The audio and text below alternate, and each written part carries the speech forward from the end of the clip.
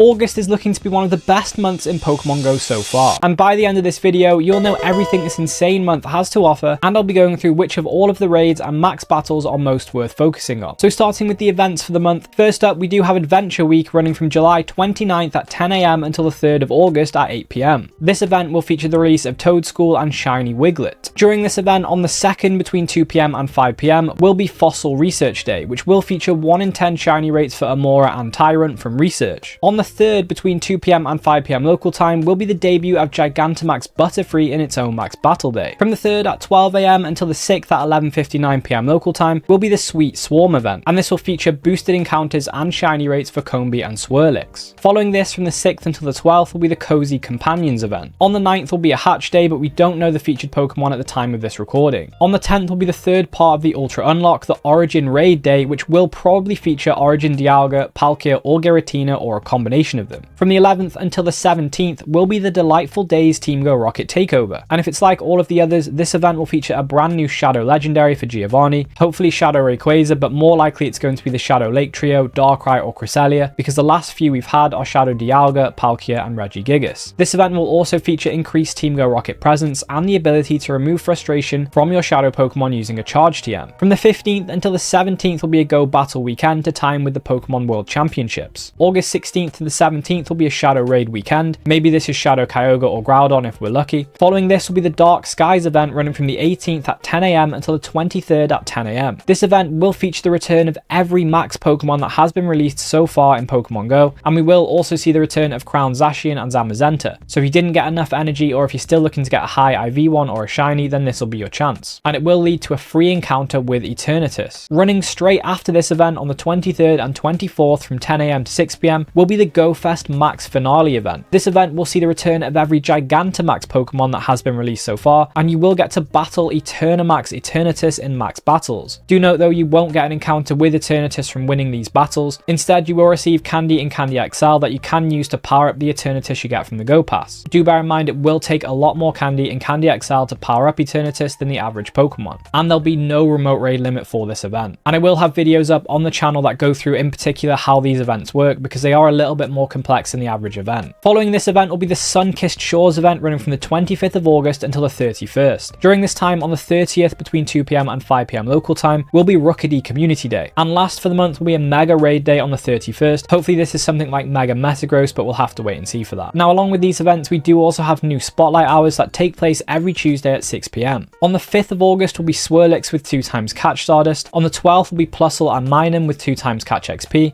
On the 19th will be Routes with 2 times Catch Candy. This one is particularly relevant because Mega Gardevoir is the #1 Fairy type raid attacker with Charm and Dazzling Gleam, and it's the #5 Psychic type attacker with Confusion and Psychic. And lastly for the month, on the 26th will be Lechonk with 2 times Transfer Candy. This one will be a good time to transfer all of those Pokemon you want to that you picked up from the Go Fest Max Finale event. In research breakthroughs that you do receive by completing a field research task on 7 different days, you can encounter Aerodactyl, Galarian Corsola, Gible, Sinistea, Charcadet or Frigibax. Galarian Corsola is a good encounter here because it is ranked 12 in the Great League, but it will have a 10-10-10 IV floor from these encounters, so worth trying to mirror trade some of them to lower the attack IV if you can. Gible is always a good encounter because Garchomp is a strong Pokemon, especially in its Mega form, where it is the 2nd best Dragon type attacker with Dragon Tail and Outrage, and it's the 2nd best Ground type with Mudshot and Earth Power. Garchomp is also ranked 72 in the Master League, so not a bad option there. Likewise, Frigibax is good for raid attacking because Baxcalibur is the 7th best Ice type attacker with Ice Fang and Avalanche, and it's decent in Master League being ranked 71. We do also have new raids and max battles for the month of August. For the 5-star raids we have Virizion up until the 4th at 10 AM with the raid hour on the 30th of July. Lugia will then take over until the 11th and it will have a raid hour on the 6th. We then have Ho-Oh returning from the 11th until the 18th with a raid hour on the 13th. We then have Zamazenta and Zacian in their Hero of Many Battles forms returning from the 18th until the 20th. Zacian in its Hero of Many Battle forms will then be in 5-star raids alone on the 21st, but on the same day there will be a raid hour at 6 PM featuring Crown Sword Zacian. On the 22nd it will be the same but for Zamazenta with a special raid hour at 6 PM featuring the Crown Shield form. form. On the 23rd and 24th for the GoFest Max Finale event, Crown Zacian and Crown Zamazenta will both be available. Then Necrozma will be returning from August 25th until the 2nd of September. In 5-star Shadow Raids on Saturdays and Sundays only from August 3rd until September 2nd will be Shadow Regirock. For the Mega Raids, we have Mega Aerodactyl up until the 4th at 10 AM, then Mega Ampharos will take over until the 11th, Mega Slowbro will then return from the 11th until the 18th. We then have Mega Pidgeot following from the 18th until the 25th, and lastly for the month, Mega Salamence will return from the 25th until the 2nd of September. And Max Battles are where this month gets a little bit crazy toward the end. First up, we have the debut of Max Omanyte from the 4th until the 10th, and it will appear for Max Mondays on the 4th at 6 PM. We then have Max Trubbish appearing from the 11th until the 17th, and it will be in Max Mondays on the 11th. Now from the 18th until the 23rd, we have every Max Pokemon that has been introduced into Pokemon Go so far, returning for the Dark Skies event. On Monday the 18th will be all of these Pokemon appearing, and there will be no Max Monday on this date. On Tuesday the 19th and Wednesday the 20th will be all of these Max Pokemon. On Thursday the 21st and Friday the 22nd will be all of these Pokemon. And on the 23rd and the 24th for the GoFest Max Finale event, we have all of the G-Max Pokemon that have been released so far returning to the game. On the 23rd, G-Max Lapras will start things off from 10 AM to 11 AM. Then we have G-Max Snorlax from 11 AM to 12 PM. Next will be G-Max Gengar from 12 PM to 1 PM. G-Max Inteleon will then take over from 1 PM to 2 PM, G-Max Venusaur from 2 PM to 3 PM, G-Max Machamp from 3 PM to 4 PM, and G-Max Toxtricity in the Amp form from 4 PM to 5 PM. And on the 24th, we have G-Max Rillaboom starting things off from 10 AM until 11 AM. Then we have G-Max Charizard from 11 AM to 12 PM. G-Max Butterfree will then return from 12 PM to 1 PM, G-Max Kingler from 1 PM to 2 PM, G-Max Blastoise from 2 PM to 3 PM, G-Max Cinderace from 3 PM to 4 PM, and lastly G-Max Toxtricity in its low-key form from 4 PM to 5 PM. Worth noting as well that all Max Pokemon that have appeared in Pokemon Go before will also be available on these dates as well, but they'll be a lot less common. But with that said, how good are the Raid and Max Battle Pokemon, and which are most worth spending your Raid Passes and Max Particles on? Starting with the 5-star raids and with Virizion, this one is for Go Battle League, where it is ranked 48 in the Ultra League and ranked 58 in the Master League. Lugia will then be returning, and again this one is for Go Battle League because it is ranked 36 in the Master League. Unfortunately though, it won't know Legacy Move Aeroblast from these raids, so it would require an Elite Charge TM to get. We then have Ho-Oh returning, and if you are one of the few that managed to get Apex Ho-Oh, this will be a good chance to get Candy to power that up, because it is the 8th best Fire type attacker with Incinerate and Sacred Fire Plus. Regular Ho-Oh, however, is ranked 21 in the Master League, again though it won't get Sacred Fire from these raids. There isn't much point raiding the hero of many battles, Zacian and Zamazenta.